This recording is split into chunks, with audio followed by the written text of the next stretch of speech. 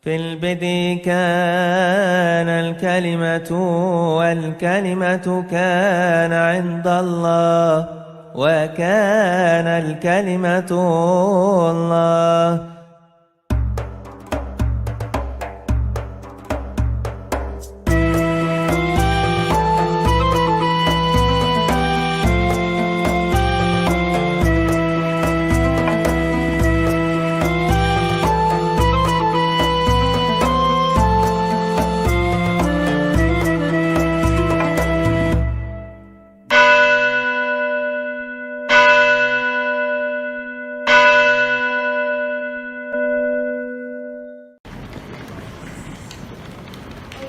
Parade.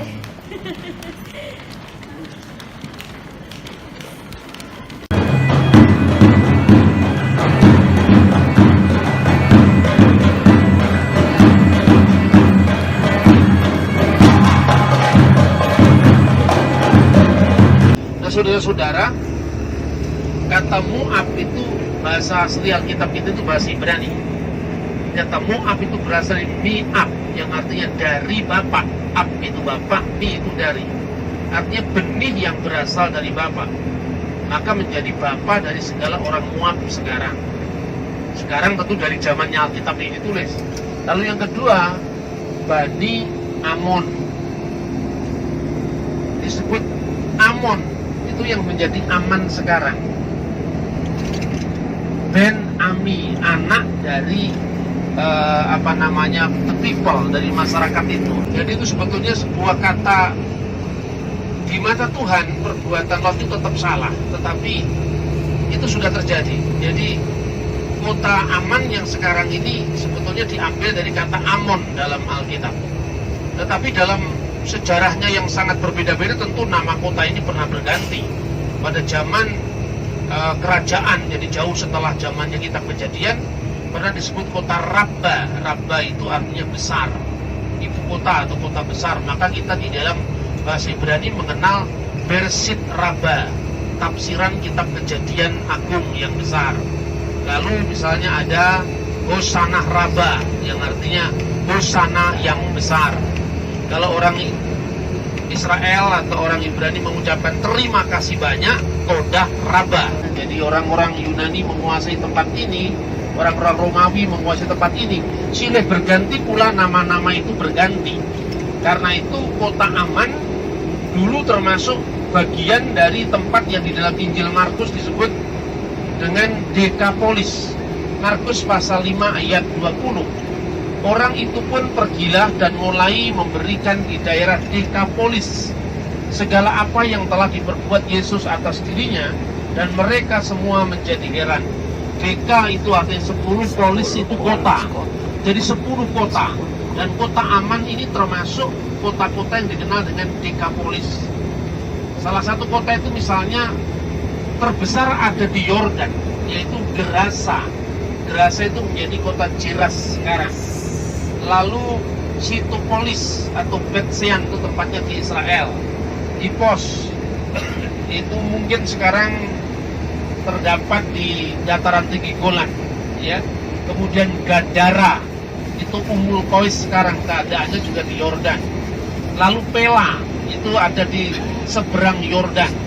Di kota Pela inilah orang-orang Kristen dari Yerusalem ketika mengalami penganiayaan yang luar biasa dari Roma pagan, setelah pada tahun 130 pemberontakan Yahudi dikalahkan, lalu mereka orang-orang Kristen yang tertindas itu pindah ke wilayah Pela, yaitu wilayah Transyordan.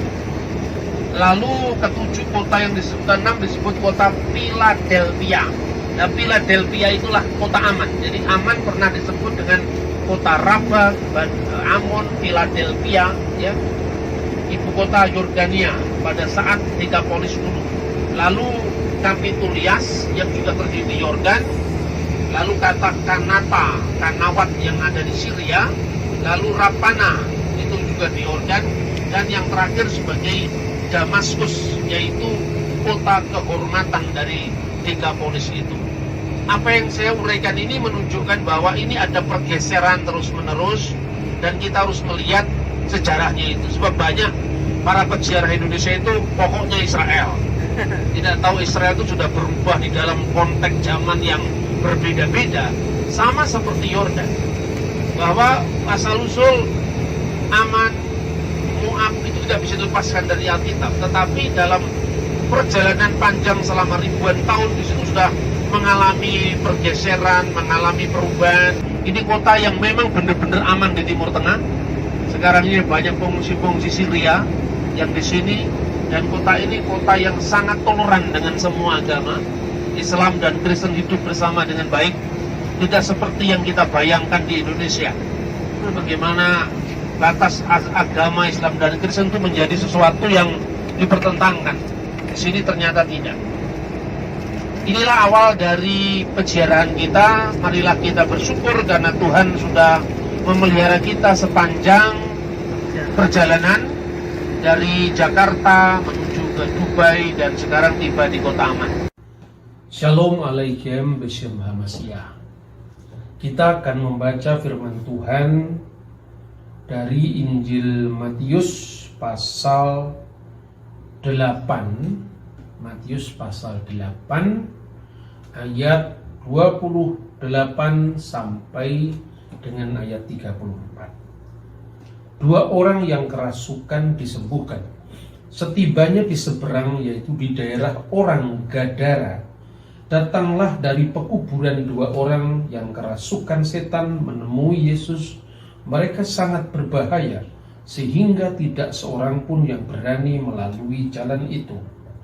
Dan mereka itu pun berteriak katanya, "Apa urusanmu dengan kami, hai anak Allah? Adakah engkau kemari untuk menyiksa kami sebelum waktunya?" Tidak jauh dari mereka itu sejumlah besar babi sedang mencari makan.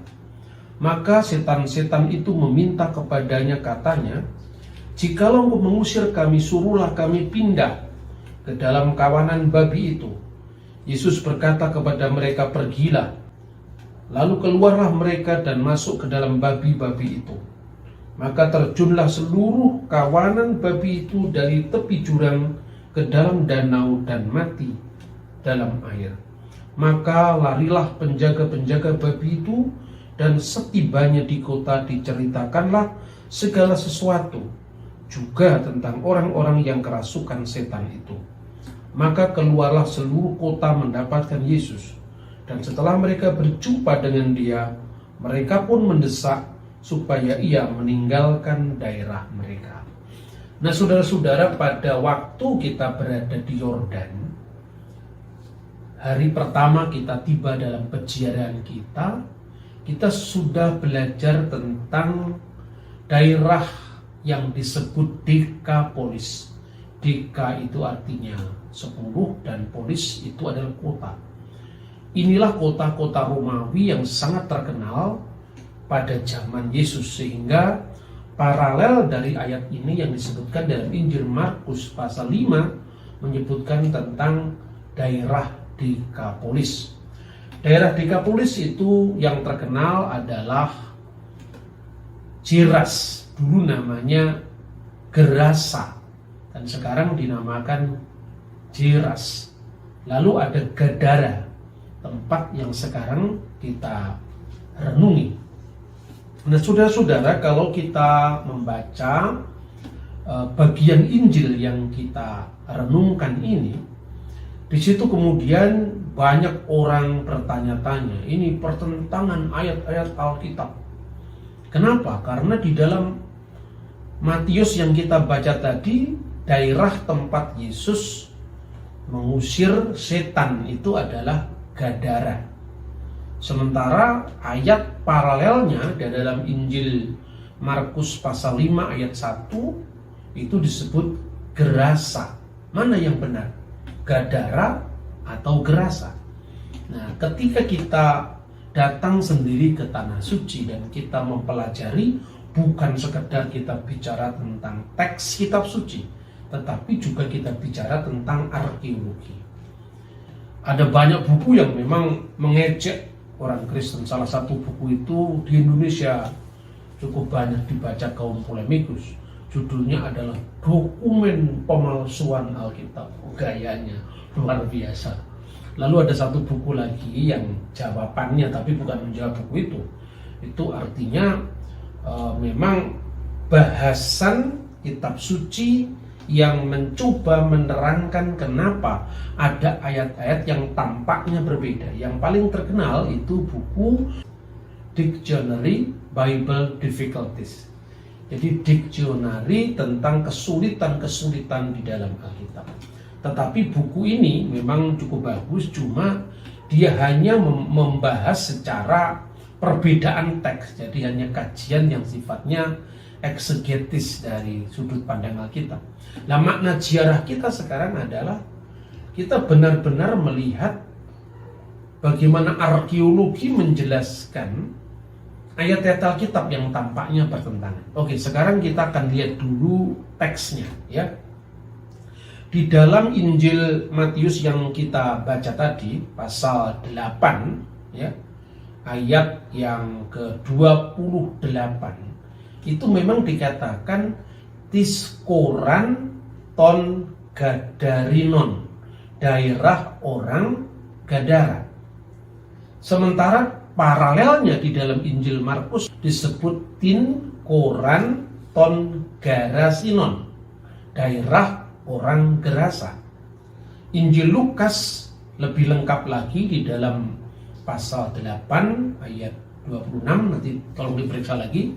Di sana dalam teks bahasa aslinya disebut Tinkoran ton Gerasinon hetis estin antiperates Galileas ya, yang artinya daerah orang Gerasa yang terletak di seberang Galilea.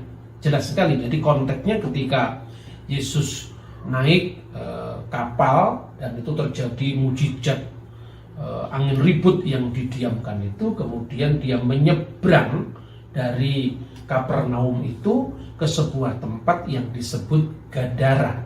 Nah, sekarang mana yang benar? Harus jujur dikatakan bahwa beberapa teks kuno kitab suci memang ada varian teks di sini. Tapi varian teks ini bisa diselesaikan secara arkeologi. Saya tunjukkan kira-kira begini. Dahulu orang mengira bahwa karena kitab Injil Markus pasal 5 ayat 1 itu menyebut daerah orang Gerasa, maka kemudian diidentifikasi daerah itu dengan jelas yang sekarang. Tapi letaknya jelas dengan Danau Galilea itu terlalu jauh. Ada kalau tidak salah sekitar 20 mil dari Danau Kapernaum. Sedangkan Gadara itu letaknya hanya 6 mil dari Kapernaum, sehingga ini paling masuk akal. Tetapi kenapa ada perbedaan Gadara atau Gerasa? Nah, ini perlu kita melihat kajian yang lebih holistik, khususnya secara arkeologi. Pada waktu itu yang namanya kota-kota Romawi, 10 kota itu sangat terkenal. Dan kota yang disebut Gerasa itu baru direbut pada masa Romawi, kira-kira ketika Jenderal Pompei menguasai tempat itu tahun 68 sebelum Masehi. Maka daerah itu kemudian digabungkan menjadi daerah yang dikenal dengan kota-kota Romawi, yaitu Dekapolis, 10 kota. Itu yang pertama. Kemudian yang kedua, kita harus melihat paralelnya dalam studi arkeologi. Ada buku-buku yang sekarang ini sudah terbit ya, antara lain bisa dibeli kemarin di Museum Israel, juga di toko buku yang di Dead Sea Scroll ya, tempat kita kemarin melihat tentang gua-gua dari 11 gua yang ditemukannya naskah-naskah Laut Mati, dan itu dikompilasi, editornya itu adalah seorang yang bernama Ephraim Stern.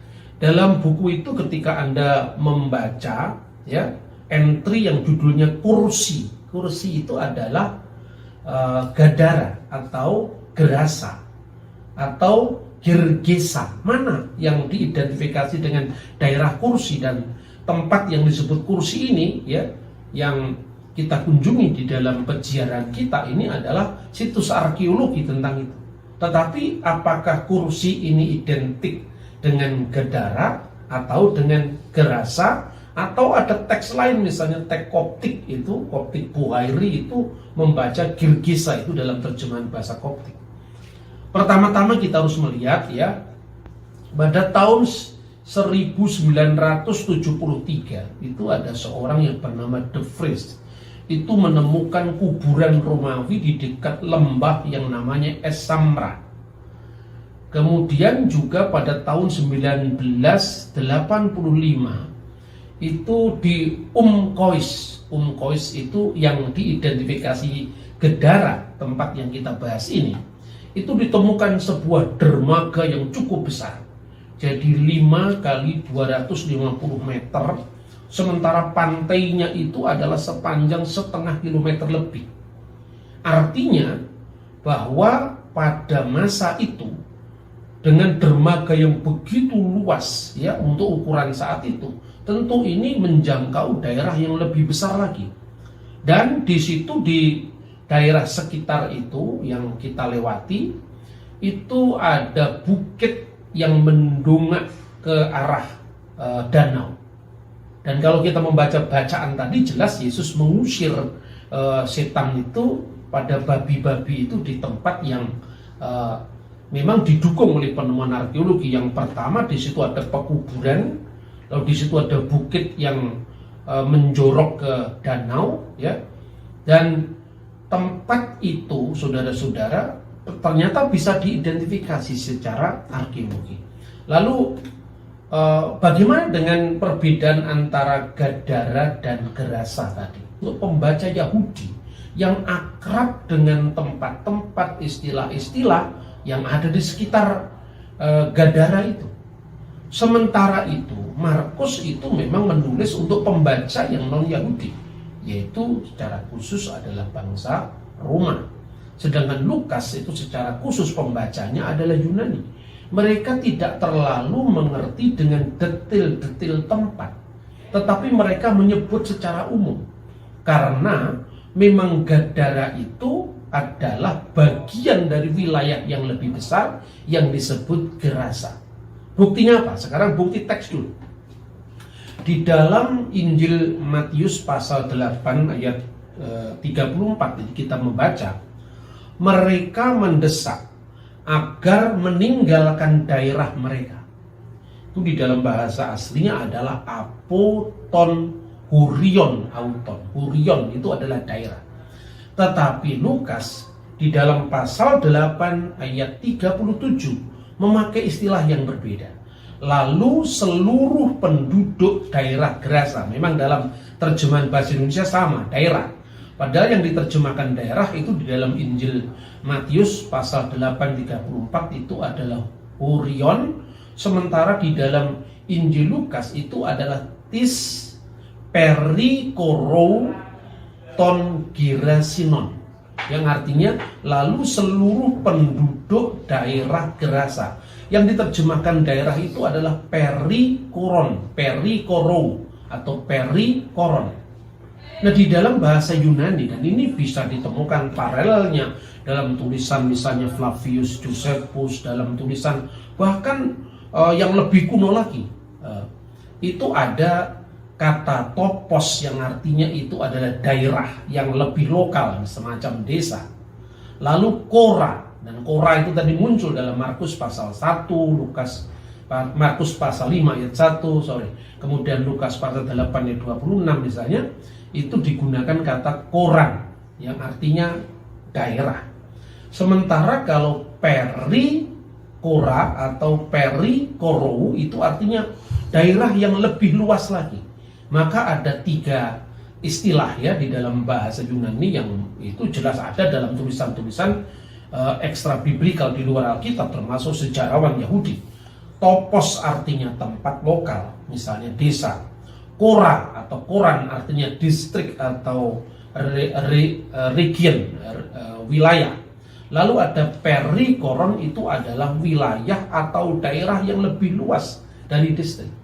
Dan ini disebutkan misalnya dalam tulisan-tulisan Yunani yang lebih kuno, misalnya epitoutotopon, istilah topon. Apa yang terjadi di tempat ini? Perimegalos topous koras olas. juga terjadi di wilayah, di lokasi yang lebih luas di seluruh tanah itu. Jadi dengan demikian, Gadara itu adalah sebuah distrik, dan yang namanya Gerasa itu adalah wilayah yang melingkupi Gadara. Ini bukan sekedar mencocok-cocokkan.